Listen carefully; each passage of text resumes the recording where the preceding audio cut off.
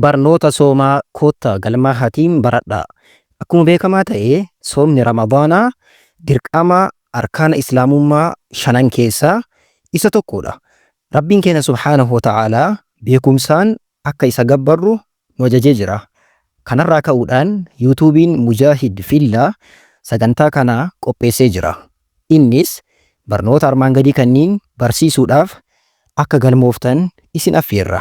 Isaanis tokkoffaa Ramadaanaa fi sadarkaa Ramadaanaa, arkaanaa fi shuruuxa soomaa, sooma sunnaa soomaa, dalagaa sooma keessa jibbamanii fi dalagaalee sooma keessa haraama ta'an, akkasuma dalagaa sooma nama jalaa balleessan, janaabaa fi sooma, akkasuma sooma furuun eenyuuf eeyyamama, salaata taraawiihaatii fi waa'ee leeylatul qadriin wal qabatu akkamitti arganna kan jedhu isiniif qopheessineetiin dhufnee jirra.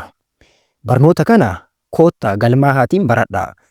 Akkaataa kamiin baratama yoo kan jettan ta'e barnoonni kun yuutuubii irratti kennama. Yuutuubii Mujaahid Fillaa jedhu irratti kennama. Seenaa sabskraayib godhaatiin hordofaa. Ittaansuudhaan teelegiraamii irratti Free Islamic Tutorial ka jedhu chaanalii san keessatti gruupii san keessatti kennamaa jira.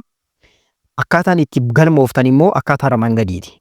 Innis lakkoofsa 922 37 754 yookaan lakkoofsa Safaricom 7 12 62 4 2 lakkoofsa kanaan teelegiraamii irratti nu dubbisuudhaan yookaan waatsaappii irratti nu dubbisuudhaan galmooftaniitiin baratuu dandeessu.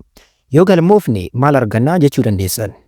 Yoo galmooftan tokkoffaa gaafii kallattiidhaan gaafataa deebii irratti argataatiin baratuu dandeessu.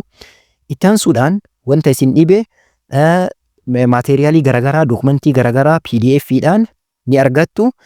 Barnoota keessan sirritti hubattaniitiin bira dabartuu jechuudha. Barnootni kun kafaltii hin qabu, bilisa. Kafaltii waan hin qabneef koottaa galmaahaa baradhaa.